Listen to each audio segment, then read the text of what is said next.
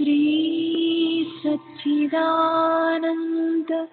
सद्गुरु साईनाथ महाराज की जय।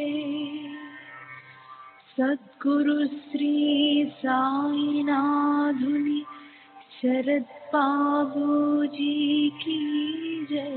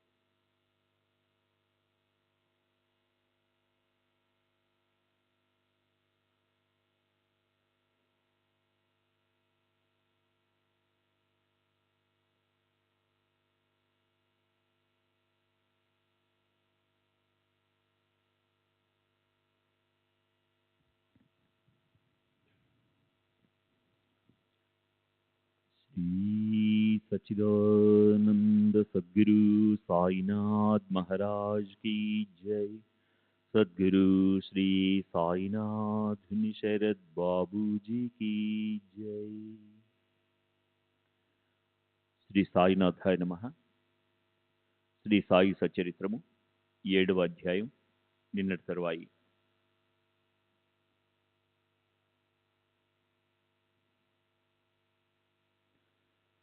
బాబా మాట్లాడుతూ తిరుగుతూ నవ్వుతూ ఉండేవారు. వారి జిహ్వపై నిరంతరం అల్లా మాలిక్ అన్న నామం ఉండేది. వారికి వాదాలు వితండవాదాలు అయిష్టం. వారి వద్ద ఎల్లప్పుడూ సట్కా ఉండేది. వారు గొప్ప తపస్వి. మనోవికారాలను అణిచివేసి ఇంద్రియాలను నిగ్రహించిన వారు. వారి వాక్కు నుండి పూర్ణ వేదాంతం స్రవిస్తుంది. చివరకు వారి అంతు ఎవరికీ చిక్కలేదు. లక్ష్మీపుత్రుణ్ణైనా శ్రీమంతుణ్ణైనా బికారి వంటి పేదవాడినైనా ఉభయులను ఒకే త్రాసులో తూచేవారు. ఎవరివైనా మంచి పనులు చెడు పనులు మనసులోని మర్మాలు వారికి తెలిసేవి. భక్తుల రహస్యాలను వారికి మాత్రమే అర్థమయ్యేలా చెప్పి వారిని ఆశ్చర్యపరిచేవారు.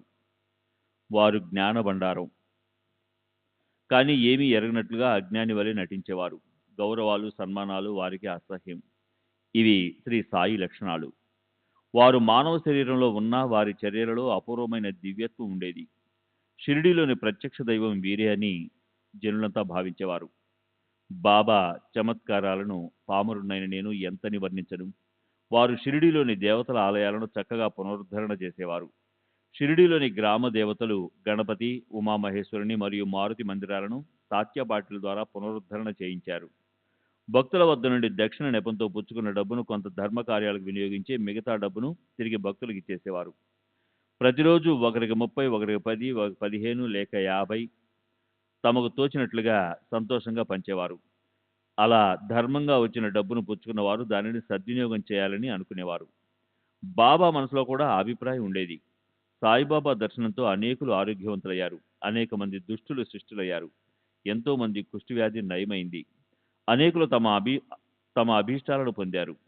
వారి చరణాలను ఆశ్రయించిన మాత్రాన అంజనం గాని ఆకురసం గాని వేయకుండానే అనేక మంది అంధులకు కళ్ళ చూపొచ్చింది. అనేక మంది కుంటి వాళ్ళ కాళ్ళు బాగయ్యాయి. అమోఘమైన వారి మహిమ యొక్క అంతు ఎవరికీ దొరకదు. యాత్రికులు నలువైపుల నుండి అసంఖ్యాకంగా వారి వద్దకు రాసాగారు. బాబా దుని సమీపంలో మలమూత్రాలను విసర్జించేవారు. ఒకప్పుడు స్నానం చేసేవారు, మరొకప్పుడు చేసేవారు కాదు. ఎల్లప్పుడూ ధ్యాన నిమగ్నులై ఉండేవారు. మొదట్లో బాబా తలకు తెల్లటి పాగా కట్టుకుని, నడుముకు స్వచ్ఛమైన లుంగిని కట్టుకుని, శరీరం పైన జుబ్బా గాని చొక్కా గాని తొడుక్కునేవారు. మొదట్లో బాబా ఊరి వారికి వైద్యం చేసేవారు. మరల పరీక్షించి మందులనిచ్చేవారు. వారి హస్తవాసి మంచిదన్న కీర్తితో వైద్యుడిగా ప్రసిద్ధి చెందారు. ఒకసారి ఒక భక్తునికి కళ్ళు బాగా వాచి 2 కనుగుడ్లు ఎర్రని గోళాల వలె అయ్యాయి. షిరిడీలో వైద్యులెవరూ దొరకలేదు. అమాయకుడైన ఆ భక్తుడు పాపం బాబాకు కళ్ళను చూపించాడు. బాబా వెంటనే జీడి గింజలను చెతగొట్టి ముద్దలా చేశారు. కొందరు సురమాను పెడతారు, కొందరు ఆవు పాలతో కట్టుకడతారు, కొందరు చల్లని కర్పూరపు బిళ్ళ గాని లేక అంజనం గాని వేస్తారు. కానీ బాబా పద్ధతే వేరు. ఒక ముద్దను తమ చేతుల్లోనికి తీసుకుని ఒక్కో కంట్లో బాగా నింపి బట్టతో కట్టుకట్టారు. ఉదయం కళ్ళకు కట్టిన పట్టీని విప్పి కళ్ళపై ధారగా నీరు పోశారు. కళ్ళు వాపంతా తగ్గిపోయి కళ్ళు శుభ్రమయ్యాయి. సుకుమారమైన నాజూకు కళ్ళల్లో జీడి గింజలను వేస్తే కళ్ళు మండలేదు. సరిగదా కళ్ళజబ్బు పారిపోయింది. ఇలా అనేక అనుభవాలు. బాబాకు దౌతి పోతి వంటి యోగ ప్రక్రియలు తెలుసు. ఎవరికీ తెలియకుండా ఒక ఏకాంత స్థలానికి వెళ్ళి స్నానం చేసేటప్పుడు ప్రేగులను బయటకు తీసి కడిగి శుభ్రం చేసి ఎండబెట్టేవారు. మసీదు నుండి బావి ఎంత దూరం ఉందో అంత దూరంలోనే ముందుకు వెళితే అక్కడ మర్రి చెట్టు, దాని అవతల ఒక బావి ఉండేవి. 2 రోజులకు ఒకసారి బాబా అక్కడికి వెళ్ళేవారు. మెట్ట మధ్యాహ్నం మండుటెండలో అక్కడ ఎవరూ లేకుండా చూచి తాము స్వయంగా నీరు చేదుకొని మొహం కడుక్కునేవారు. ఇలా ఒకసారి బాబా స్నానానికి కూర్చుని ప్రేగులను తీసి వారిని త్వరగా కడగసాగారు. మేకను కోసినప్పుడు ప్రేగులను బయటకు తీసి శుభ్రం చేసి చుట్టబెట్టేలా బాబా వారి ప్రేగులను బయటకు తీసి లోపల బయట స్వచ్ఛంగా శుభ్రం చేసి జామ చెట్టుపై పరిచి ఎండబెట్టేవారు. జనులు అది చూచి ఆశ్చర్యపోయేవారు. బాబా యొక్క ఈ అద్భుత లీలను తమ కళ్ళతో చూసిన వారిలో కొందరు ఇప్పటికీ షిరిడీలో ఉన్నారు. వారు బాబాను అపూర్వమైన వ్యక్తి అని అనేవారు. ఒక్కోసారి ఖండయోగ ప్రక్రియతో బాబా తమ యొక్క కాళ్ళు చేతులను వేరు చేయగా వారి అవయవాలు మసీదులో అక్కడక్కడ పడి ఉండేవి. ఇలా వారి శరీరం భయంకరంగా ఖండాలుగా పడి ఉన్నప్పుడు ఆ వింతను చూడాలని ప్రజలు పరుగుడి వెళ్తే బాబా వారికి యథాప్రకారం పూర్తిగా కనిపించేవారు. ఒకసారి బాబా అవయవాలను ముక్కలుగా చూసిన వ్యక్తి బాబాను ఏ దుర్మార్గుడు అత్యాచారం చేసి హతమార్చాడని చాలా గాబరపడ్డాడు. మసీదులో బాబా అవయవాలు వేరువేరుగా విడివిడిగా నలుదిక్కులా పడున్నాయి. అర్ధరాత్రి సమయం, వారి వద్ద ఎవరూ లేరే అని తనలో బాధపడ్డాడు. ఈ విషయాన్ని ఎవరితోనైనా చెప్తే తనకే ముప్పు అని తలచి వెళ్ళి బయట కూర్చున్నాడు. ఇది సాయి యొక్క యోగక్రియ అని అతను అసలు ఎరుగడు. చిన్నాభిన్నంగా పడి ఉన్న బాబా శరీరాన్ని చూసి అతని హృదయం దడదడలాడింది. ఎవరికైనా ఆ విషయాన్ని తెలియజేయాలని అతనికి చాలా అనిపించింది. కానీ మొదట ఈ కబురు తెలిపినందుకు తనే అపరాధి అని నిశ్చయమవుతుంది అని అనేక రకాలుగా ఊహించి ఎవరికి చెప్పలేదు. తెల్లవారుజామున మరలా వెళ్ళి చూసి విస్మితుడయ్యాడు. తను ముందు చూసిందంతా అదృశ్యమైపోయింది. బాబా క్షేమంగా తమ స్థానంలో కూర్చున్నారు. ఇది కళ కాదు కదా అని ఆ వ్యక్తి విస్తుపోయాడు. ఈ దౌతి పోతి యోగ ప్రక్రియలను బాబా బాల్యం నుండి ఆచరించేవారు. వారి యోగ స్థితి ఎవరికీ అర్థం కాని అగమ్య గోచరం. బాబా ఎవరిదైనా దమ్మిడి అయినా తాకేవారు కాదు. వారి సుగుణాల కారణంగా ప్రఖ్యాతిని పొందారు. పేదలకు, దుర్బలులకు ఆరోగ్యాన్ని ఇచ్చి ఆ ప్రాంతంలో గొప్ప వైద్యుడని కీర్తిని పొందారు. వారు కేవలం పరుల కొరకు వైద్యులు. తమ విషయంలో అత్యంత వైరాగ్యంగా ఉండేవారు. పరోపకారానికి సహించరాని బాధలను సహించేవారు. ఈ విషయంలో శ్రోతలకు నేనొక విలక్షణమైన కథను మనవి చేస్తాను. దాంతో బాబా యొక్క సర్వవ్యాపకత్వం, వారి దయార్ద్రత వీచమవుతాయి.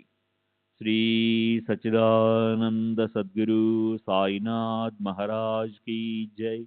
సద్గురు శ్రీ సాయినాథ్ శరద్ బాబూజీ కీ జై.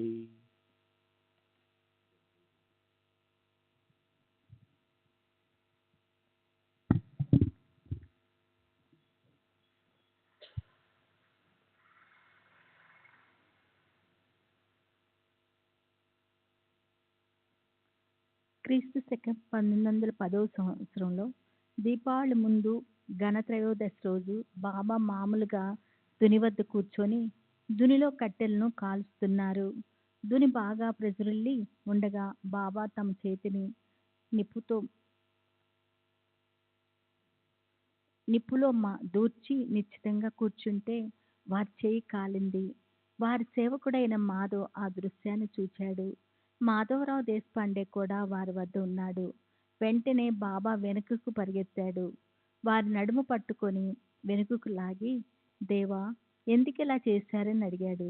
బాబా తేరుకొని, ఓ పసిపాప తల్లి చంకలో నుండి హఠాత్తుగా జారి కమ్మరివాని కొలిమిలో పడింది. ఒక కమ్మరివాని భార్య తన భర్త పిలుపు విని బిడ్డను బడిలో వేసుకొని కొలిమి తిత్తిని ఊదసాగింది. అలా కొలిమిని ఊదుతూ పరధ్యానంలో తన ఒడిలో ఉన్న బిడ్డ ఉన్న విషయం మర్చిపోయింది. పిల్ల దుడుకుగా జారిపోతే నేను వెంటనే పైకి లేవనెత్తాను. శ్యామ, ఆ బిడ్డను బయటికి తీయబోతే ఇలా జరిగింది. ఈ చెయ్యి కాలితే కాలని, బిడ్డ ప్రాణం తగ్గింది కదా అని అన్నారు.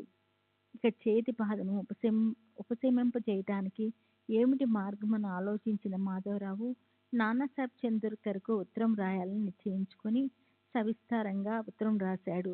నాన్న వెంటనే పరమానంద్ అనే ప్రసిద్ధ డాక్టర్ని వెంటబెట్టుకొని షిరిడీకి వచ్చాడు.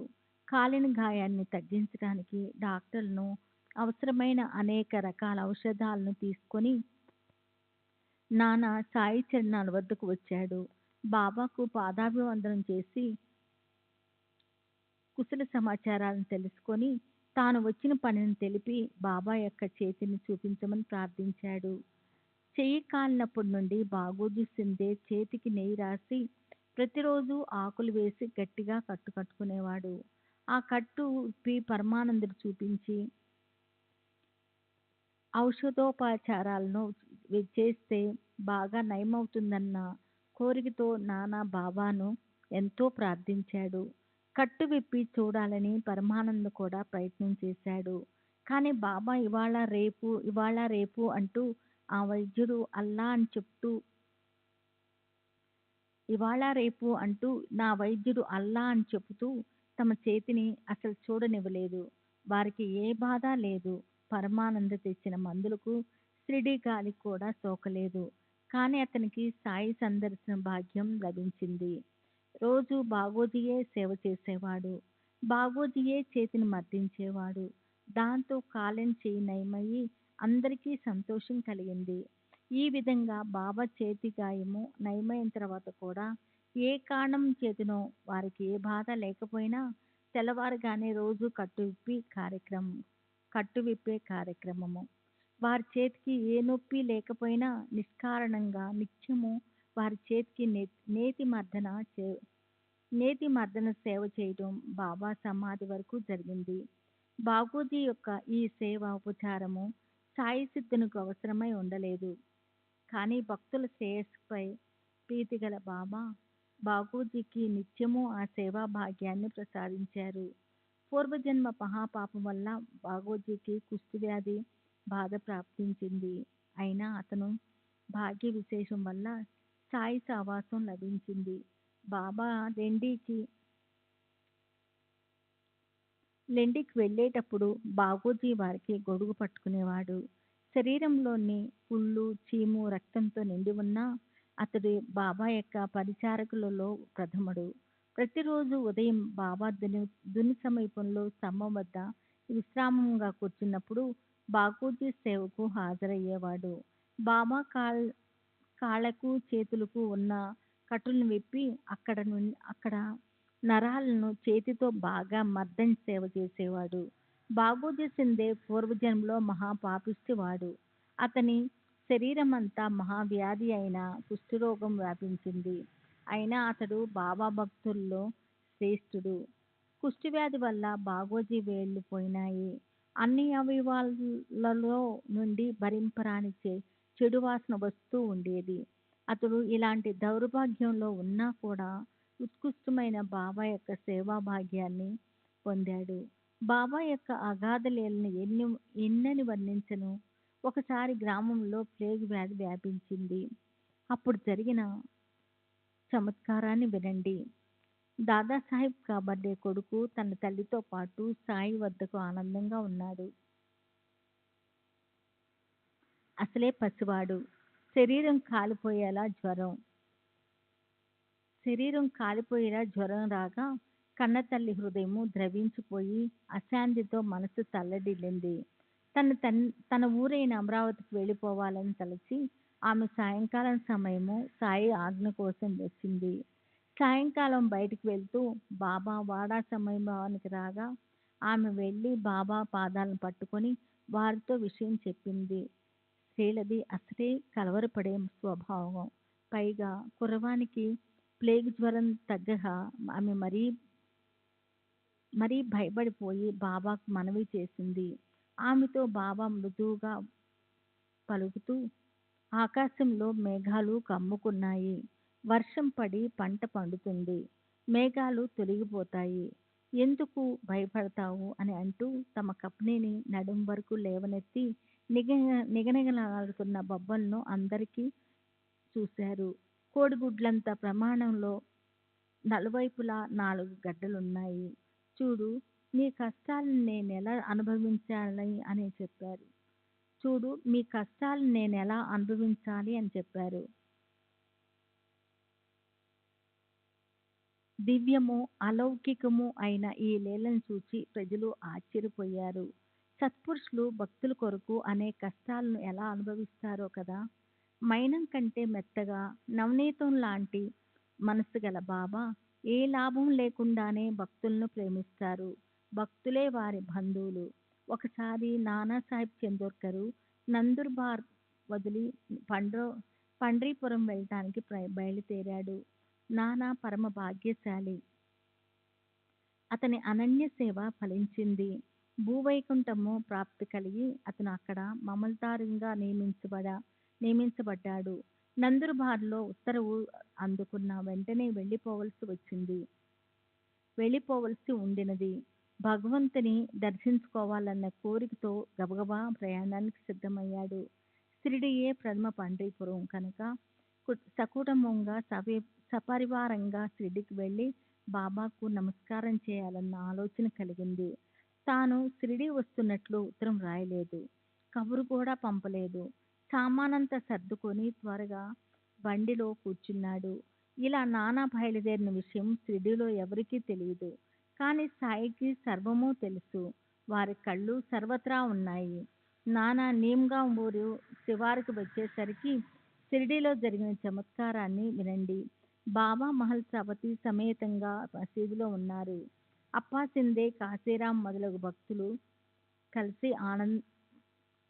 కలిసి భక్తులు ముచ్చరించుకుంటూ కూర్చున్నారు. ఇంతలో పండీపురం ద్వారాలు తెరుచుకున్నాయి. మన నలుగురం కలిసి ఆనందంగా భజన చేద్దాం అని బాబా అన్నారు. పూర్ణ త్రికాల జ్ఞాని అయిన సాయి నానా గ్రామ శివారు వద్దకు వచ్చిన విషయం తెలుసుకొని భజన సంబరంలో పడ్డారు. పండరిపురలా జాయవే జాయచే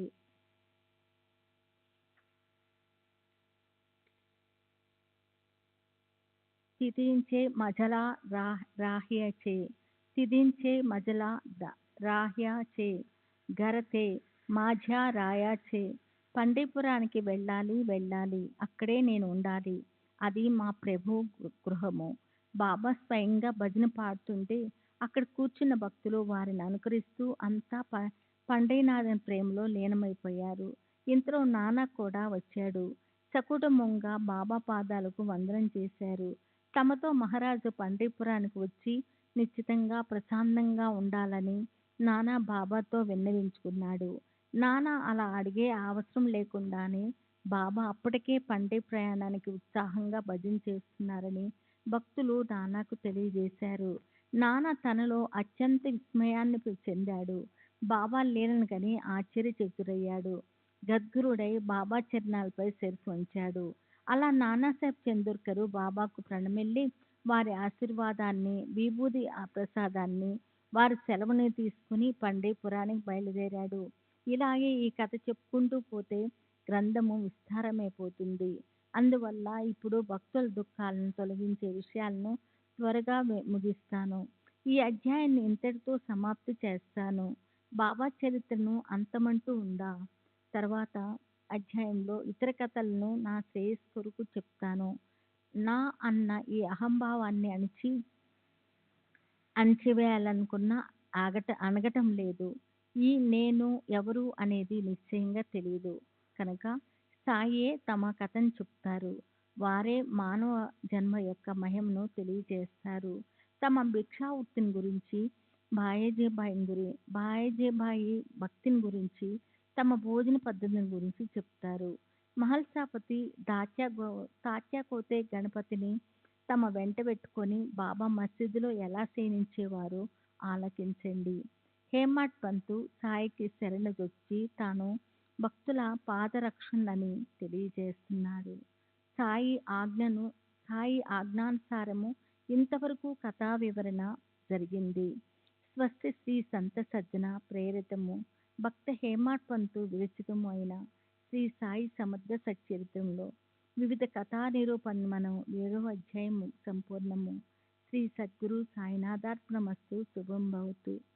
శ్రీ సచిదానంద సద్గురు సాయినాథ్ మహారాజ్ की सद्गुरु श्री साईनाथ शरद बाबू जी की जय.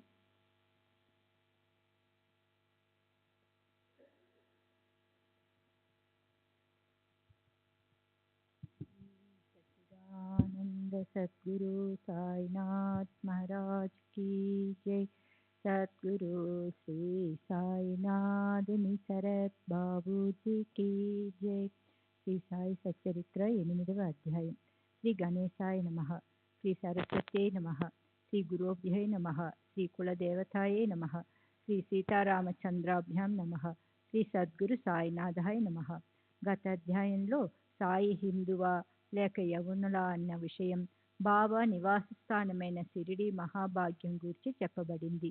మొదట బాబా పనివాణిగా ఉండి తరువాత పిచ్చి ఫకీరుగా మారటం, బంజరు భూమిలో అందమైన తోటను నిర్మాణం చేయడం, అదే ప్రదేశంలో భవనం తయారవటం, బాబా యొక్క దౌతి పోతి ఖండయోగ ప్రక్రియలను వర్ణించడమైనది. తమ శరీరానికి శ్రమ కలిగించి అపాయాలను సహించే భక్తరక్షకుడైన సాయినాథుని నేను ఏమని వర్ణించను.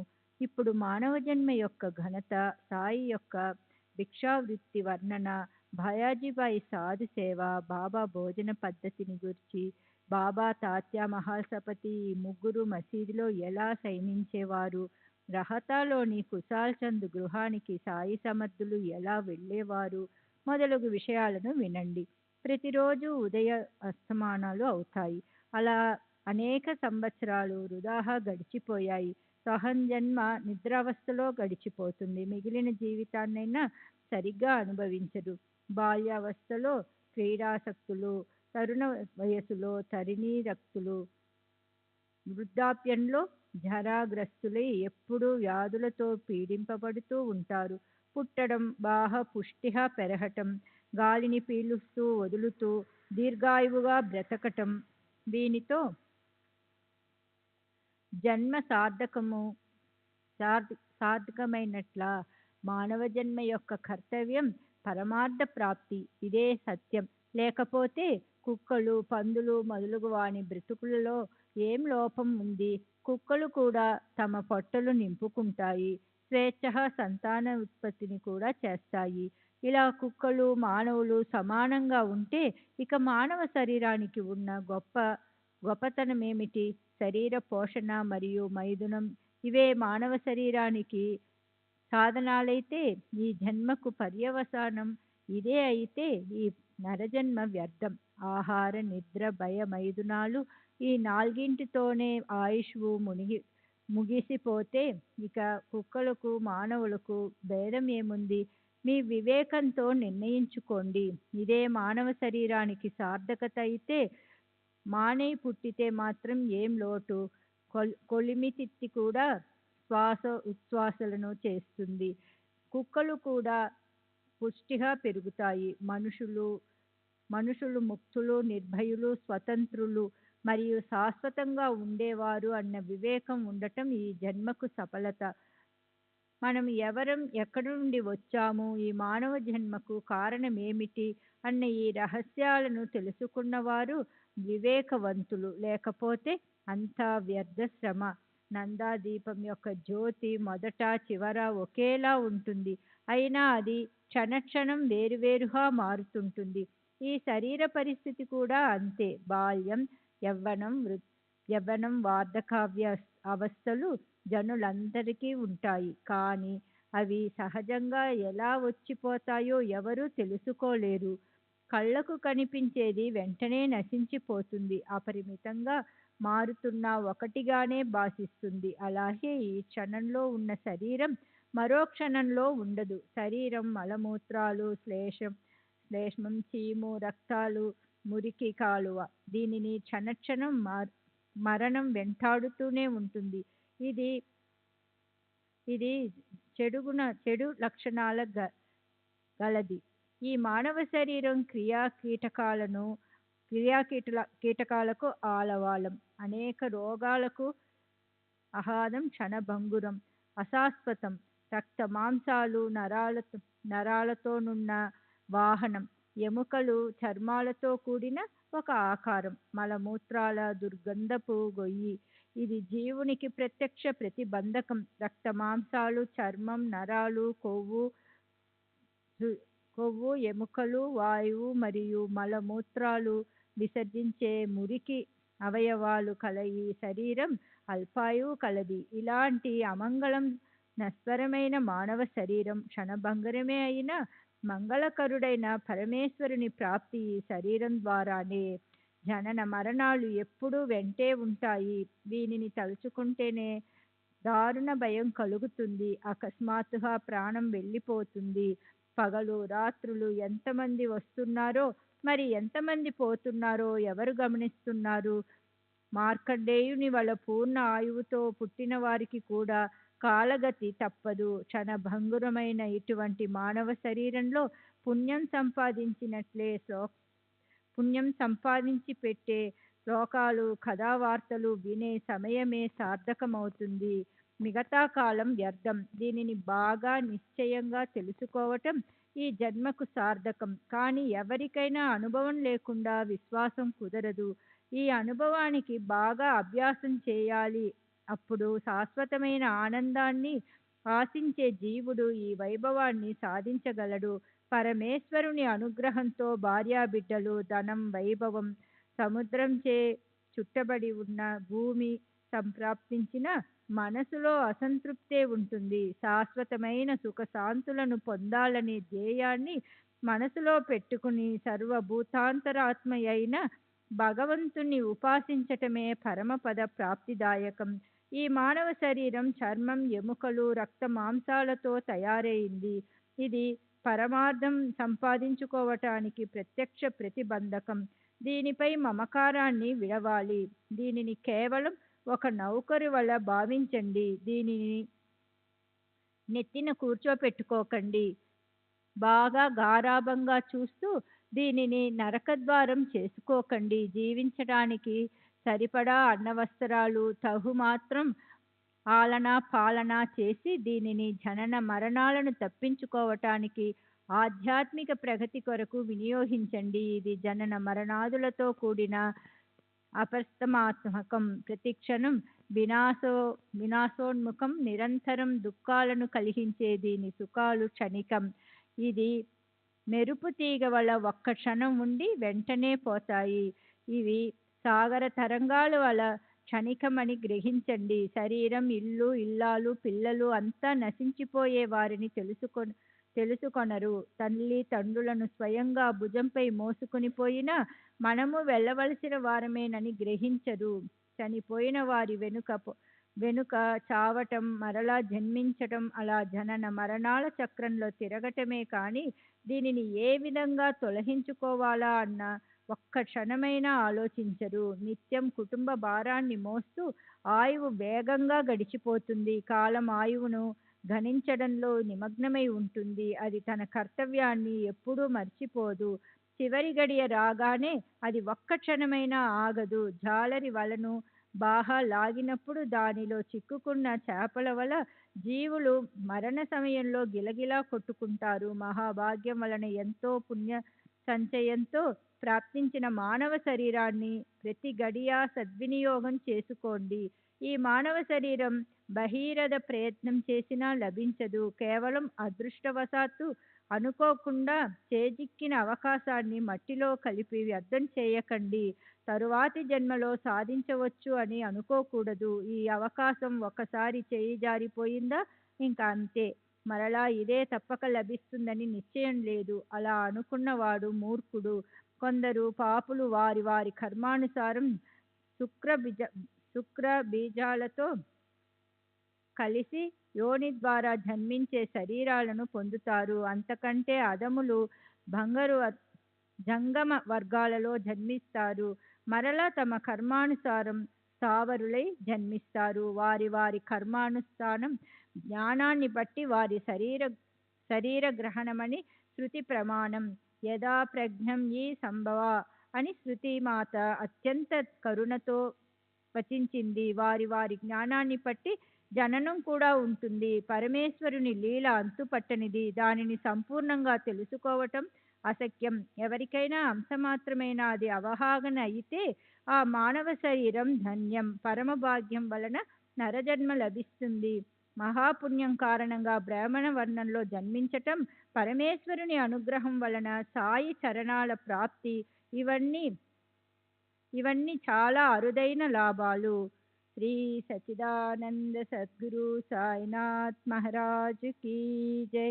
సద్గురు శ్రీ సాయినాథ్ నిసరత్ బాబూజీ కీ జై.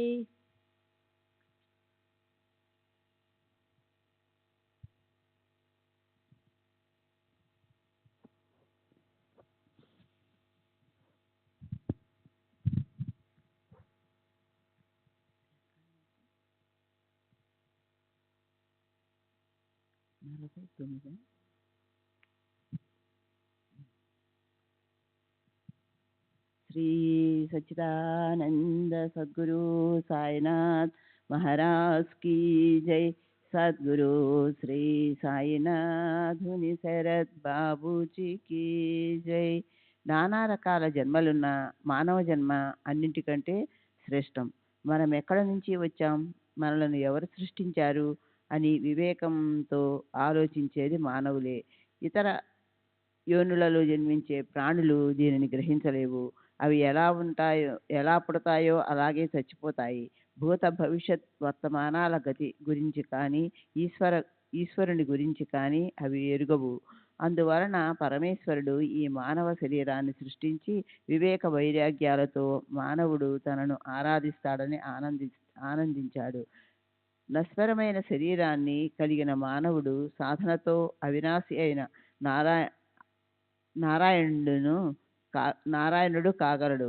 ఈ సృష్టిలో మానవ శరీరానికి సమానమైన సాధన సంపద వేరొకటి లేదు.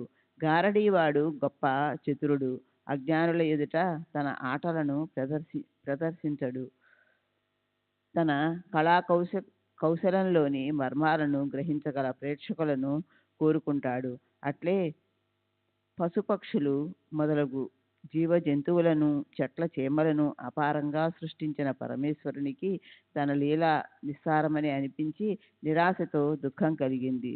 సూర్యచంద్రులు, తారలు నిండిన విస్తారమైన బ్రహ్మాండాన్ని నిర్మించిన గొప్ప కౌశలాన్ని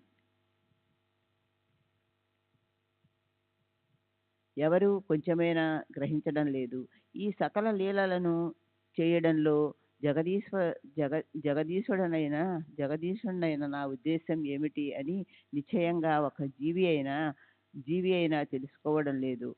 నా ఈ అనుపమానమైన అపార వైభవాన్ని గ్రహించగలిగే కుశాగ్ర బుద్ధి గల ప్రాణిని సృష్టించినంత వరకు నా కార్యం ముమ్మాటికి నిష్ఫలం అని తలచి జగదీశ్వరుడు తన సామర్థ్యాన్ని, సృష్టిలోని సారాసారాన్ని విచక్షణా బుద్ధితో గ్రహించగల ప్రాణిని మానవుని రూపంలో సృష్టించాడు. అగాధమైన నా వైభవాన్ని, అట్లే అపూర్వమైన నా శక్తిని, నా మాయా లీలనంతటినీ అతడు ఆశ్చర్యపూర్వకంగా తెలుసుకుంటాడు. అతడే నన్ను అవలోకిస్తూ జ్ఞానాన్ని సంపాదిస్తాడు, నన్ను ధ్యానిస్తాడు, ఆశ్చర్యపడతాడు. అప్పుడు నా లీల సంపూర్ణమవుతుంది. ప్రేక్షకులు ఆనందించటమే నా యొక్క లీలకు సంపూర్ణత. నేను జగత్తును శాసించే విధానాన్ని చూచి నరుడు కృతార్థుణ్ణి అని అనుకోవాలి. శరీరాన్ని పోషించడం కోరికలను తీర్చుకోవడానికి, డబ్బు గడించడానికి కాదు. యావజ్జీవం తత్వజ్ఞానాన్ని సంపాదించటమే జీవితానికి సాఫల్యత. అభేద జ్ఞానమే తత్వం. ఉపనిషత్తుల్లోని బ్రహ్మజ్ఞానం అనే పరమాత్మ ఉపాసన అన్నా అదే. భక్తులు భగవంతుడు అన్నా అదే. గురువు బ్రహ్మ వేరువేరు కాదన్న అభేద జ్ఞానం కలగడమే భక్తి. ఈ భక్తితో మాయను తరించటం సులభమని తెలుసుకోండి. యోగ్యుడు, శ్రద్ధ కలిగిన పురుషులు జ్ఞాన వైరాగ్యాలు సంపాదించుకుంటారు. ఈ ఆత్మతత్వంతో లీనమైన భక్తులు భాగ్యవంతులు. అజ్ఞానం నిరసనం కాకుండా, ఆత్మస్వరూపాన్ని తెలుసుకోకుండా కృతార్థులమని అనుకోవడం ఒక విలక్షణమైన ప్రతిబంధకం. జ్ఞానం మరియు అజ్ఞానం ఈ రెండు అవిద్యలో పుట్టిన వికారాలు. ముళ్ళును ముళ్ళుతో తీసి రెండింటినీ పారవేసినట్లు జ్ఞానంతో అజ్ఞానాన్ని తొలగించి జ్ఞానాజ్ఞానతీతులై నిర్మలమైన ఆత్మస్వరూపంలో స్థితులవ్వడమే నరజన్మ యొక్క పర్యవసానం. విషయవాసనలనే చమురునంతా అయిపోయిన అజ్ఞానాంధకారపు బుగ్గి రాలిపోయి నేను నాది అని వత్తి కాలిపోనంత వరకు జ్ఞానజ్యోతి తన ప్రభను ప్రకాశింపజేయదు. శరీరానికి సంబంధించిన పనులు అని తప్పనిసరి అయినా కాకపోయినా అవన్నీ బుద్ధి సంకల్పించినవి అని తెలుసుకోవాలి. సుఖంగా ఐశ్వర్యాన్ని, విశ్రాంతిని అనుభవించడం లేదా రామనామాన్ని స్మరించడం మనకు మరో రెండవ పని లేదు కనుక ఏ కోరికలు లేకుండా నిశ్చంతగా ఉండండి. శరీరం, ఇంద్రియాలు, మనసు, బుద్ధి ఇవన్నీ ఆత్మకు ఉపాధులు. అందువలననే స్వయంగా అనాది అభోక్త అయిన ఆత్మ భోక్తృత్వాన్ని ఆపాదించుకుంటుంది. ఆత్మ యొక్క భోక్తృత్వం ఔసాధికం. ఆత్మ స్వాభావికంగా స్వయంగా అనుభవించలేదు. ఈ విషయంలో న్యాయశాస్త్రం, అన్వయ వ్యతిరేకలు ప్రమాణాలు. ఈ ఆత్మరహస్యాన్ని తెలుసుకొని ప్రాప్తించిన కర్మలకు బుద్ధి అప్పజెప్పి దాని ద్వారా మనోధర్మాలను చేయిస్తూ స్వయంగా తాను ఏ పని చేయనట్లు ప్రవర్తించాలి. స్వధర్మాన్ని ఆచరిస్తూ ఎల్లప్పుడూ ఆత్మానాత్మ చింతన చేస్తూ ఆత్మస్వరూపంలో ప్రశాంతంగా ఉండడమే మానవ జన్మ యొక్క పర్యవసానం. చతుర్విధ పురుషార్థాలను సాధించడానికి మానవ శరీరం కంటే వేరే సాధనం లేదు. అభ్యాస పరాయణులైన నరుడే నారాయణ పదవిని పొందగలడు. అందువలన శరీరం పతనం కానంత వరకు ఆత్మజ్ఞానం కొరకు ప్రయత్నం చేయండి. ఈ మానవ జన్మను ఉపేక్షించి ఒక్క క్షణమైనా వృధా చేయకండి. సముద్రం యొక్క ఉప్పు నీరు మేఘునిలో పడగానే అవి అమృతంలా మధురమైనట్లు గురు చరణాలను ఆశ్రయించిన వారి దుఃఖాలు సుఖమయమవుతాయి. గురువు లేకుండా మానవ శరీరానికి సద్గతి ఏ విధంగా కలుగుతుంది? గురువు స్వయంగా తన దగ్గరకు చేరుకున్నప్పుడు జడుడైన జీవులు ఉద్ధరించబడతారు. మంత్రం, తీర్థం, దేముడు, ద్విజుడు, జ్యోతిషం మరియు వైద్యుడు వలనే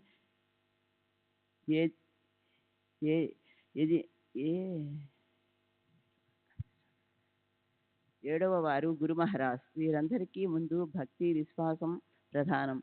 వీరి యందు ఏ ప్రమాణంలో ఎంతటి భక్తి భావం ఉంటే ఆ ప్రమాణంలోనే సిద్ధి ప్రాప్తి. భక్తి తీవ్రత ఎంత ఎక్కువగానో తక్కువగానో ఉంటే సిద్ధి కూడా అట్లే అని తెలుసుకోండి. సత్పురుషులు బద్ధులను ముముక్షువులను ముక్తులుగాను మార్చుతారు. అవ్యక్తమైన వీరు వ్యక్తమై పరోపకారమైన పని చేస్తారు. వ్యాఖ్యాలు, ప్రవచనాలు, పురాణాలు చేయలేని పనులు సత్పురుషుల ఆచరణ, ప్రవర్తన, వారి మౌన ఉపదేశం ద్వారా సులభ సాధ్యమవుతాయి. క్షమం, శాంతి, నిస్సంగం, భూతదయ, పరోపకారం, ఇంద్రియ నిగ్రహం, నిరహంకారం మొదలైన వారిని ఆచరించేవారు దుర్లభం.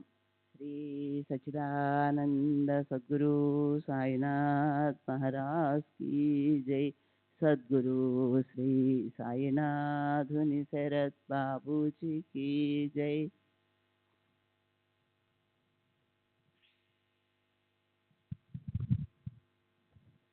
శ్రీ సచిదానంద సద్గురు సాయినాథ్ మహారాజ్ కీ జై. సద్గురు శ్రీ సాయినాథుని శరత్ బాబూజీ కీ జై. గ్రంథపఠనం ద్వారా లభించని సుగుణాలు వారిని ఆచరించే వారిని చూస్తే సులభంగా లభిస్తాయి. అసంఖ్యకమైన తారాగణం ఇవ్వలేని వెలుగును సూర్యుడు ఒక్కడే ఇవ్వగలుగుతాడు. అట్లే ఉదారులైన సత్పురుషులు తమ స్వాభావికమైన ఆచరణ ద్వారా అనేక జీవులను బంధ విముక్తులను చేసి అత్యంత ఆనందాన్ని ప్రసాదిస్తారు. సాయి మహాత్ములు ఈ కోవకు చెందినవారే. వారు ఐశ్వర్యవంతులు, గొప్ప శ్రీమంతులు అయినా ఫకీరుని వలె ఆచరించేవారు. ఎల్లప్పుడూ ఆత్మ నిరతులై ఉండేవారు. వారు అన్ని ప్రాణులను సమదృష్టితో చూసేవారు. నేను, నాది అన్న మాట వారికి లేదు. అన్ని ప్రాణులను దయతో చూచేవారు. అన్ని జీవులలోనూ భగవంతుని చూసేవారు. వారికి సుఖాలలో ఆనందం లేదు, దుఃఖాలలో శోకము లేదు. రాజును పేదను సమానంగా చూడటం సామాన్య విషయమా?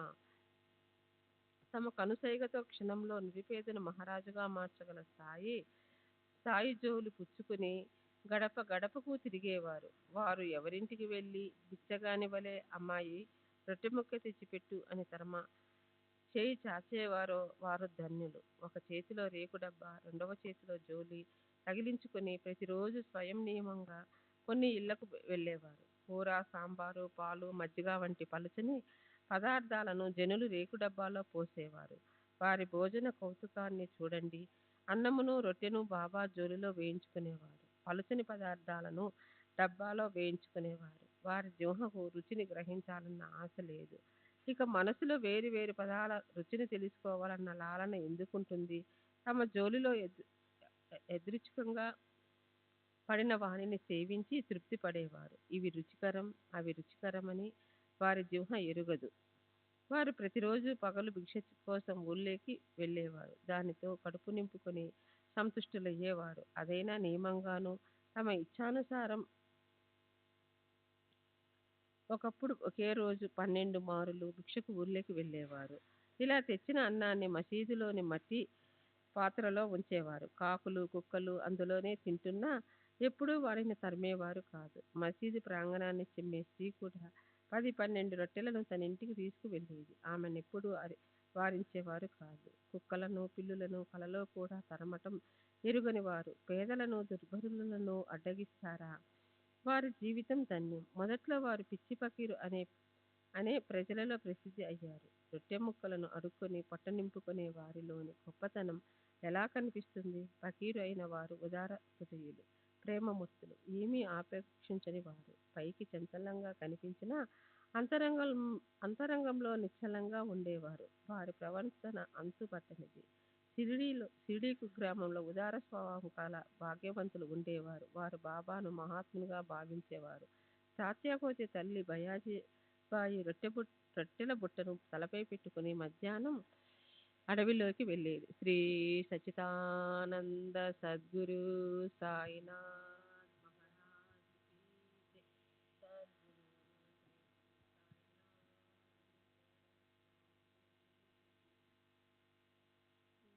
సచిదానంద సద్గురు సాయినాథ్ మహారాజ్ కీ జై. సద్గురు శ్రీ సాయినాథ్ నిసరత్ బాబూజీ కీ జై. మైళ్ళు మైళ్ళు నడిచి చెట్లు పొదలు దాటుకుంటూ వెళ్ళి పిచ్చి ఫకీర్ను వెతికి పట్టుకొని వారి పాదాలపై పడేది. ఆమెది ఎంతటి ఉత్తమ స్వభావం! మధ్యాహ్నం, సాయంత్రం అరణ్యానికి వెళ్ళి బాబాకు రొట్టె, కూర పెట్టేది. ఆమె యొక్క తపస్సును బాబా జీవితాంతం మర్చిపోలేదు.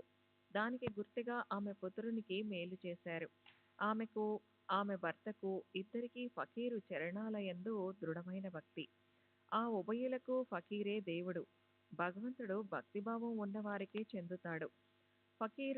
ఫకీరు బాబా ధ్యానమగ్నుడై ఉండగా భాయిజాబాయి ఆకు వేసి బుట్టలోని అన్నం వడ్డించి పట్టుదలగా తినిపించేది.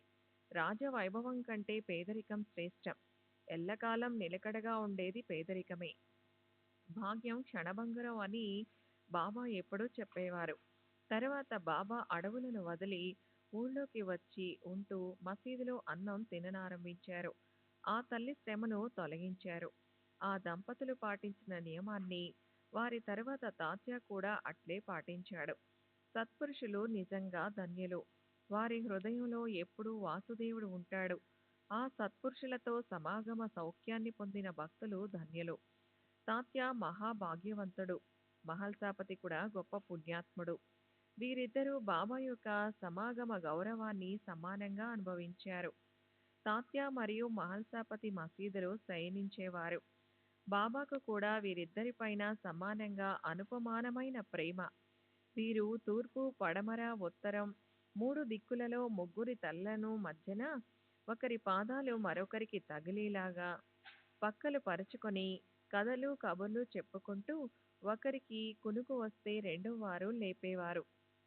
తాత్య గుర్రు పెడితే బాబా అతనిని అటూ ఇటూ దొర్లించి అతని తలను పట్టుకొని ఒత్తుతూ వెంటనే లేపేవారు. మహల్సాపతితో కలిసి బాబా తాత్యాను గట్టిగా పట్టుకుని అతని కాళ్ళు పట్టేవారు. అతని వీపును కూడా మర్దించేవారు. ఈ విధమైన అనుబంధంతో తాత్య సంవత్సరాలు బాబాతో మసీదులో నిద్రించాడు. భాగ్యవంతమైన ఆ రోజులు గడిచిపోయినాయి. ఆ జ్ఞాపకాలు ఎప్పుడూ గుర్తుంటాయి. తల్లి తండ్రులను ఇంటి వద్ద వదిలి బాబాపై ప్రీతితో మసీదులో శయనించిన తాత్యాకు గల ప్రేమను ఎలా తూచగలం? అతని పైనున్న బాబా కృపను ఎవరు విలువ కట్టగలరు? తండ్రి చనిపోయిన తర్వాత తాత్య సంసారంలో పడ్డాడు. ఇంటికి యజమాని మరియు గృహస్థుడై ఇంట్లోనే నిద్రించేవాడు. ఇటువంటి భక్తులకు మరియు శ్రద్ధానిష్ఠులున్న వారికి సాయి యొక్క అనుభవాలు ఆహ్వానించకుండానే కలుగుతాయి. ఇది భక్తులకు చమత్కారాన్ని కలిగిస్తుంది. రెహతాలో కుశాల్ చందు అనే పేరుతో ప్రసిద్ధి చెందిన ఒక గృహస్థు ఉండేవాడు. అతడు బాబా భక్తుడు, ధనవంతుడు, ఆ ఊరి షావుకారు. బాబాకు ప్రసిద్ధ గణపతి కోతే పాటిల్ పై ఉన్నంత ప్రేమ కుశాల్ చందు పినతండ్రి పైన కూడా ఉండేది. మార్వాడి జాతి వాడైన అతనికి బాబాపై చాలా అభిమానం. ఈ ఇద్దరూ తరచూ ప్రీతిగా కలుసుకునేవారు. కొంతకాలానికి దైవేచ్ఛతో పెద్ద సేట్ చనిపోయాడు. అయినా బాబా అతనిని మరిచిపోలేదు. పైగా ఆ ప్రేమ రెండింతలైంది. తర్వాత కుశాల్ చందు పైని బాబా ప్రేమ పెరుగుతూనే ఉండేది. బాబా తమ జీవితాంతం అహర్నిశలు అతని బాగోగులను కనిపెడుతూ ఉండేవారు. భావికులైన భక్తులను వెంట పెట్టుకుని బాబా ఒకసారి ఎడ్ల బండిలో, మరోసారి గుర్రపు బండిలో మైలున్నర దూరంలో ఉన్న రెహతాకు వెళ్ళేవారు. ఆ గ్రామస్తులు డోలు, సన్నాయి మొదలగు వాద్యాలతో సహా ఊరి పొలిమేర వద్ద బాబాను కలుసుకుని ప్రేమతో వారికి సాష్టాంగ ప్రణామం చేసేవారు. అటు తర్వాత అక్కడి నుండి బాబాను ప్రేమతో ఆనందంగా ఉప్పొంగుతుండగా మేళ తాళాలతో అతి వైభవంగా ఊళ్ళోకి తీసుకుని వెళ్ళేవారు. కుశాల్ చందు బాబాను తన ఇంటికి తీసుకుని వెళ్ళేవాడు. అక్కడ ఫలహారాలను సేవింపచేసి వారిని సుఖంగా కూర్చుండపెట్టి ఆ తర్వాత ఉభయులు పాత కథలను, గత స్మృతులను ముచ్చటింప చేసుకునేవారు. వారి పరస్పర ఆనందాన్ని ఎవరు వర్ణించగలరు? ఈ విధంగా ఆనందంగా విహరించి ఫలహారాన్ని సేవించిన తర్వాత బాబా తమ సహవాసులతో కలిసి సంతోషంగా తిరిగి వచ్చేవారు. ఒకవైపు రెహతా గ్రామం, రెండో వైపు నీమ్గాం గ్రామం. ఈ రెంటి మధ్య షిర్డీ గ్రామం. ఈ మధ్య కేంద్ర బిందువు నుండి ఈ 2 గ్రామాల నుండి బయటికి బాబా స్థూల శరీరంతో తమ నిర్యాణం వరకు ప్రయాణం చేయలేదు. అయినా వారికి ఎక్కడ ఏం జరుగుతున్నది అంతా తెలుసు. వారు ఎక్కడికి ప్రయాణం చేయలేదు. రైలు బండిని అసలు చూడనే లేదు. అయినా ఆ రైళ్ల బండ్ల రాకపోకల వేళల గురించి వారికి తెలుసు. రైళ్ల బండి కదిలే సమయానికి వెళ్ళాలని భక్తులు ప్రయాణమై బాబా అనుమతి కోసం వారి వద్దకు వెళితే అంత తొందర పడుతున్నారెందుకు అని అనేవారు. బాబా, ఇక త్వరపడకపోతే ముంబై వెళ్లే రైళ్లు తప్పిపోతుంది, ఉద్యోగానికి ముప్పొస్తుంది, మా యజమాని నన్ను ఉద్యోగం నుండి తీసేస్తాడు అని అంటే ఇక్కడ వేరే మరో యజమాని ఎవరూ లేరు. ఎందుకింత తొందర? వెళ్ళి కొంచెం రొట్టె తిను, మధ్యాహ్నం భోజనం చేసి వెళ్ళవచ్చు అని చెప్పేవారు. వారి మాటను జవదాటే ధైర్యం ఎవరికి ఉంటుంది? పిన్నలు, పెద్దలు, వివేకులు, ప్రాజ్ఞులు అందరికీ ఇది అనుభవమే. వారి ఆజ్ఞను పాటించిన వారి బండి ఎప్పుడూ తప్పిపోలేదు. కానీ వారి మాటను లక్ష్యపెట్టని వారు తప్పక ఫలితాన్ని అనుభవించేవారు. అసంఖ్యాకంగా ఉన్న ఇటువంటి అపూర్వము, అభినవము అయిన అనేకుల అనుభవాలను ఒకటి తర్వాత ఒకటి సంక్షిప్తంగా చెప్తాను. హేమాడ్ సాయి చరణాలకు శరణుజొచ్చి తర్వాతి అధ్యాయంలో భక్తులు తమ ఊళ్లకు వెళ్ళేటప్పుడు బాబా ఆజ్ఞను పొందాలి. ఆజ్ఞను పొందిన వారే వెళ్ళడం, లేనివారు ఉండిపోవడం, లేకపోతే బాబా మాటను జవదాటడం వల్ల అపాయాలకు గురి కావడం గురించి తెలియచేస్తాడు.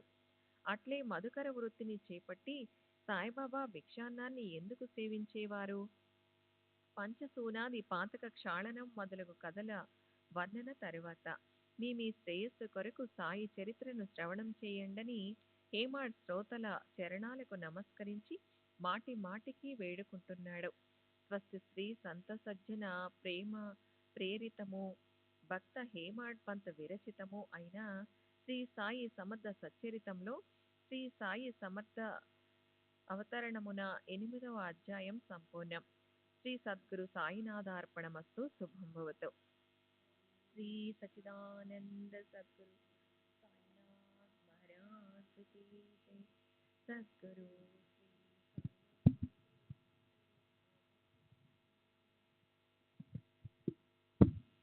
శ్రీ సాయి సచ్చరిత్రము 9వ అధ్యాయము. శ్రీ గణేశాయ నమః, శ్రీ సరస్వతే నమః, శ్రీ గురుభ్యో నమః, శ్రీ కులదేవతాయ నమః, శ్రీ సీతారామచంద్రాభ్యాయ నమః, శ్రీ సద్గురు సాయినాథాయ నమః. ఇప్పుడు పూర్వ కథానుసంధానం. బాబా అనుమతి లేకుండా భక్తులు తమ ప్రదేశాలకు బయలుదేరితే వారు ఎలా ఇబ్బంది పడేవారు? భక్తులు శ్రేయస్సు కొరకు పంచసూనాది పాప నివృత్తికి బాబా తమ నిర్యాణ పర్యంతం భిక్షావృత్తిని అవలంబించడం. ఆ బ్రహ్మస్థానంలో సాయే సర్వత్రా వ్యాపించి ఉన్నారు. సాయి కరుణతో సకల ప్రాణుల్లో భగవంతుడు ఉన్నాడని అందరి మనస్సుల్లోనూ నాటేవారు. అందువలన ఈ పావన కథలు శ్రద్ధగా శ్రవణం చేయడం నేను శ్రోతలకు ప్రార్థిస్తున్నాను. విని ఉంటే కృతనిశ్చులవుతారు.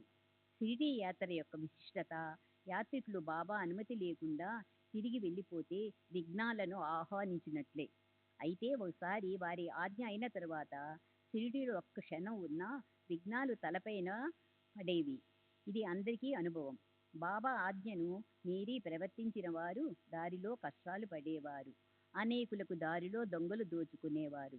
దానిని వారు జీవితాంతం గుర్తుంచుకునేవారు. రొట్టె తిని వెళ్ళండని బాబా చెప్పగా ఎవరైనా తినకుండా త్వరపడి బయలుదేరి వెళ్తే వారికి బండి దొరకక ఉపవాసంతో ఉండి మాడిపోయేవారు. దీనిని అనేక భక్తులు గ్రహించారు. ఓసారి తాత్యా కోటే పాటిల్ కోపార్గాములో ప్రతి వారం జరిగే సంతకు బయలుదేరి మసీదుకు వచ్చారు.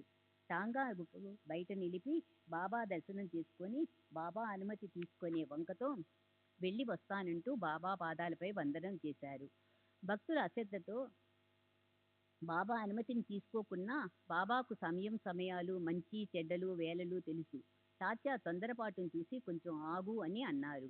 బజారు మరోసారి వెళ్ళొచ్చు, ఇప్పుడు ఊరి బయటకు వెళ్ళొద్దని చెప్పారు. కానీ తాత్యా యొక్క మొండి వైఖరి గమనించి శ్యామను వెంట పెట్టుకొని వెళ్ళు అని చెప్పారు. కానీ శ్యామ అవసరం ఏముందని తలచి బాబా మాటలు లెక్క చెయ్యకుండా తాత్యా టాంగాలో కూర్చొని బజారుకు బయలుదేరారు. 2 గుర్రాల్లో ఒకటి చంచలమైనది, 300 రూపాయలు ఖరీదైనది. సాహూజీ విహార్ వద్ద అదుపు తప్పి అతి వేగంగా పరిగెత్తసాగింది. ఎన్నడూ కొరదా దెబ్బతిని ఎరగంది అతి త్వరగా బజారుకు వెళ్ళగల గుర్రం పడిపోయింది. దాంతో అకస్మాత్తుగా బండి పడిపోయింది. తాత్యా నడుం పట్టింది. ఇక ఎక్కడు బజారు, ఎక్కడ సంత? తాత్యాకు సాయి మాత గుర్తుకు వచ్చారు. వారి మాట విని ఉంటే ఈ అపాయం తప్పేది కదా. జరిగిపోయిన దానిని గూర్చి ఆలోచించడం వ్యర్థం. ఇలాగే మరోసారి జరిగింది. తాత్యా కల్వార్ గ్రామానికి బయలుదేరారు. టాంగా సిద్ధం చేసుకుని వచ్చి బాబా పాదాలకు వందనం చేసి ఇక వెళ్ళి వస్తానని చెప్పారు. బాబా పూర్తి అనుమతి లభించలేదు. అయినా అలాగే బయలుదేరారు. ఆ తర్వాత ఏం జరిగిందో వినండి. అసలే అది చాలా వేగంగా వెళ్ళే బండి. గుర్రాలు అదుపు లేకుండా దారి తిన్ను మిట్టపల్లాలు చూడకుండా అతి వేగంగా పరిగెత్తగా ప్రాణం మీదకు వచ్చింది. సాయిబాబా దయతో ఆ అపాయం కూడా తొలగిపోయింది. టాంగా తుమ్మ చెట్టుకు గుద్దుకొని ఆగిపోయింది. నయం, అక్కడితో వెనుకకు మరలారు. తర్వాత ప్రమాదం నుంచి తప్పించుకున్నాడు. అలాగే ఒకవైపు పురవాసి ఆంగ్లేయుడన్న గొప్ప గృహస్థుడు మనసులో ఏదో కోరికతో సాయి దర్శనానికి వచ్చాడు. అతడు మాధవరావు పేర నానా చందోర్కర్ వద్ద నుండి సిఫారసు పత్రాన్ని తెచ్చుకున్నాడు. ఒక గుడారం అడిగి తీసుకొని అందులో సుఖంగా ఉన్నారు. ఎవరైనా బాబా ఇష్టానికి వ్యతిరేకంగా మసీదు మెట్లెక్కి వెళ్ళి స్వేచ్ఛగా వారి దర్శనం చేసుకొని వస్తామని అనుకోవడం అసంభవమని అందరికీ తెలుసు. ఆంగ్లేయుడు 3 సార్లు మసీదు మెట్టెక్కాలని ప్రయత్నం చేశాడు. కానీ వ్యర్థమైంది. దాంతో పాపం అతడు నిరుత్సాహపడ్డాడు. మసీదుపైకి వెళ్ళి మోకాళ్ళపై వంగి బాబాకు వందనం చేసి వారి చేతిలో చుంబించి అక్కడ కూర్చోవాలని అతని మనసులోని కోరిక. కానీ బాబా అతన్ని మసీదు తమ వద్ద కూర్చోవడానికి రానివ్వలేదు. అతడు కిందనే సభామండపంలో కూర్చొని అక్కడి నుంచే తమ దర్శనం చేసుకోవాలని, కానీ పైకి రాకూడదని ఆంక్ష. అతడు తిరిగి వెళ్ళిపోవడానికి బయలుదేరారు. బాబా అనుమతి కొరకు ప్రాంగణంలోకి రాగా బాబా, ఎందుకింత తొందర, రేపు వెళ్తూ గానివిలే అని అన్నారు. బాబా అనుమతి లేకుండా వెళ్ళిన వారు చాలా పశ్చాత్తాపపడ్డారు. కనుక వెళ్ళవద్దని జనులు అతనికి అనేక విధాలుగా నచ్చ చెప్పారు. అయినా అతడు పట్టించుకోలేదు. జరగవలసింది దాని ముందు ఏదీ సాగదు. అందువలన అతడు బాబా అనుమతి లేకుండానే బయలుదేరి మార్గంలో బాధపడ్డాడు. మొదట బండి బాగానే నడిచింది. తర్వాత గుర్రం దారి తప్పాయి. సాహుల్ విహార్ మాత్రం దాటేసరికి ఎదురుగా ఒక సైకిల్ వచ్చింది. గృహస్థుడు వెనక్కు కూర్చొని ఉన్నాడు. అకస్మాత్తుగా గుర్రాలు బెదరగా కుదుపు వచ్చి ఒక్కసారిగా టాంగా పట్టు తప్పింది. వెనకనున్న గృహస్థుడు రోడ్డు మీద వెల్లికిలా పడ్డాడు. గొప్ప ప్రయత్నంతో టాంగాను ఆపారు. ఆ గృహస్థుడు కొంత దూరం ప్రాక్కుంటూ వెళ్ళిపోయాడు. అతన్ని లేవనెత్తి టాంగాలో కూర్చోబెట్టగా టాంగా ముందుకు సాగింది. ఒకవైపు షిరిడి, మరోవైపు ముంబై ఉండగా టాంగా కోపరగాం హాస్పిటల్ దగ్గరికి వెళ్ళింది. బాబా ఆజ్ఞను జవదాటనందుకు అతడు అక్కడ ప్రాయశ్చిత్తంగా కొన్ని రోజులు పశ్చాత్తాపపడ్డాడు. తన కర్మను అనుభవిస్తూ ఆసుపత్రిలో పడి ఉన్నాడు. ఈ విధంగా లెక్కలేనన్ని అనుభవాలు కలగగా ప్రజలు కీడు శంకించి భయంతో బాబా ఆజ్ఞను పాటించసాగారు. బాబా ఆజ్ఞను జవదాటితే సాహసం చేసేవారు కాదు. కొందరికి ఆ విషయంలో బండి చక్రాలు ఊడిపోయేవి. కొందరికి ఆ విషయంలో గుర్రాలు అలసిపోయేవి. మరికొందరికి రైలు బండి తప్పిపోయి ఉపవాసం ఉండేవారు. లేదా కొందరు మరమరాలు నమిలేవారు. బాబా ఆజ్ఞను శిరసావహించిన వారు వేలకాని రైలు అందుకొని సుఖంగా ప్రయాణం చేసి దానిని జీవితాంతం గుర్తుంచుకునేవారు. బాబా భిక్షారుతిని సంవత్సరాల తరబడి ఎందుకు ఇష్టపడ్డారు అని ఎవరికైనా అనిపిస్తే ఆ సంశయాన్ని నివృత్తి చేస్తాను వినండి. బాబా ఆచరణను పరిశీలిస్తే వారికి భిక్ష చేయటమే ఉచితమని తెలుస్తుంది. గృహస్థులకు అది ఆనందదాయకం. దాని ద్వారా తమ గృహస్థ కర్తవ్యాన్ని పాలించి వారు తమ శ్రేయస్సును సాధించుకోగలరు. వాక్కును, తనువు, మనస్సు, ధనాన్ని సాయి పాదాల వద్ద సమర్పించే అనన్య భక్తిపై సాయికి అపరిమితమైన ప్రేమ. గృహస్థాశ్రమంలో ఉండి అన్నం వండుకునేవారు ఇంటి యజమాని ముందుగా యతులకు, బ్రహ్మచారులకు భోజనం పెట్టాలి. అలా పెట్టకుండా గృహస్థుడు తాను ముందుగా భోజనం చేస్తే త్రికరణ శుద్ధి కొరకు చంద్రాయన వ్రతాన్ని ఆచరించాలని శాస్త్ర నియమం. యతులు, బ్రహ్మచారులు స్వయంగా వండుకోవడం నిషిద్ధం. అలా వండుకుంటే వారి నెత్తిన కూడా చాంద్రాయన వ్రతం పడటం నిశ్చయం. అందువలన శాస్త్రాలు వారి పొట్టలను నింపే బాధ్యతను గృహస్థులపైకి వేశారు.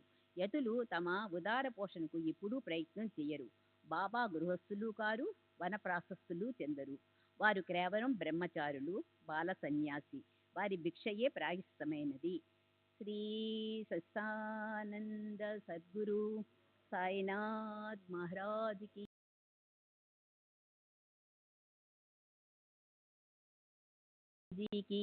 జై.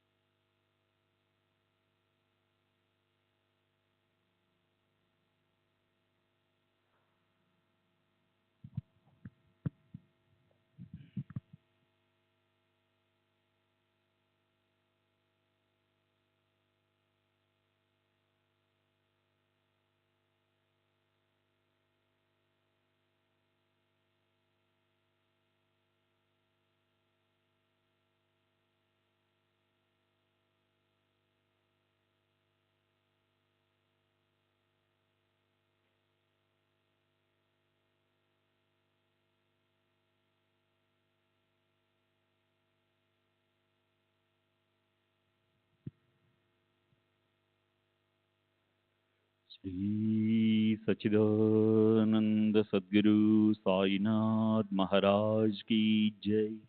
सद्गुरु श्री साईनाथ धन्य शरद बाबू जी की जय।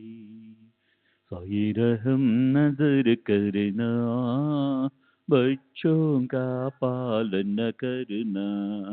साई रहम नजर करना, बच्चों का पालन करना। जाना तुमने जगत पसार, सब ही झूठ जमाना। जाना तुमने जगत पसार, सब ही झूठ जमाना। साई रहम नजर करना, बच्चों का पालन करना। साई रहम नजर करना, बच्चों का पालन करना। मैं अंधा हूँ बंदा आपका, मुझसे पथ दिखलाना। मैं अंधा हूँ बंदा आपका, मुझसे पथ दिखलाना। साई रहम नजर करना, बच्चों का पालन करना। साई रहम नजर करना, बच्चों का पालन करना। दास गणों कहे अब क्या बोलूं, थक गई मेरी रसना। दास गणों कहे अब क्या बोलूं, थक गई मेरी रसना। साई रहम नजर करना, बच्चों का पालन करना। साई रहम नजर करना, बच्चों का पालन करना। रहमो नजर करो अब मोरे साई, तुम बिना नहीं मुझे माँ बाप भाई।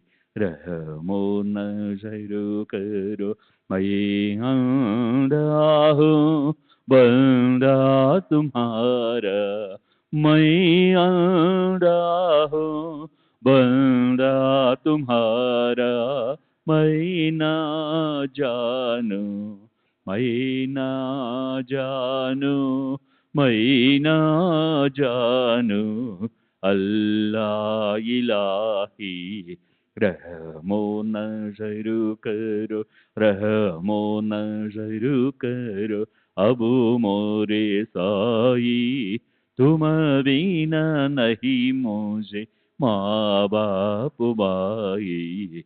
रहमो नजर करो, काली जमाना मैंने गमाया, काली जमाना मैंने गमाया, साथी आखिर का, साथी आखिर का, साथी आखिर का, तुम बिना कोई। रहमो नजर करो, रहमो नजर करो, अब मोरे साई तुम बिना नहीं मुझे माँ बाप भाई। रहमो नजर करो, अपने मस्जिद का झाड़ू गणो है, अपने मस्जिद का झाड़ू गणो है, मालिक हमारे, मालिक हमारे, मालिक हमारे तुम बाबा साई। रहमो नजर करो, रहमो नजर करो, अब मोरे साई तुम बिना नहीं मुझे माँ बाप भाई। रहमो नजर करो। श्री सच्चिदानंद सद्गुरु साईनाथ महाराज की जय। सद्गुरु श्री साईनाथ शरद बाबू जी की जय।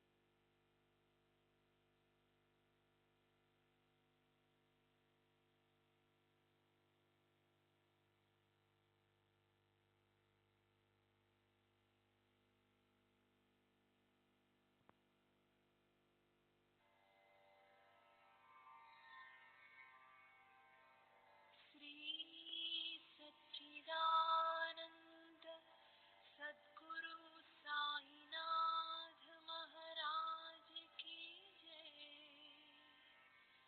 सद्गुरु श्री साईनाथुनि शरद बाबू जी की जय।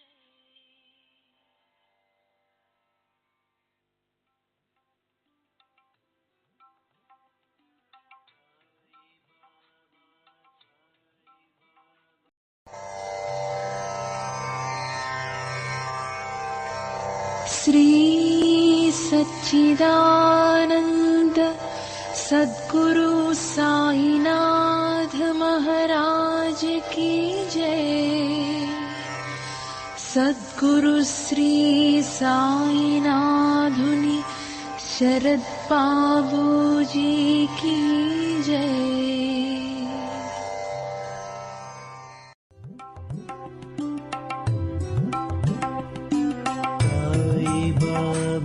साई बाबा साई बाबा साई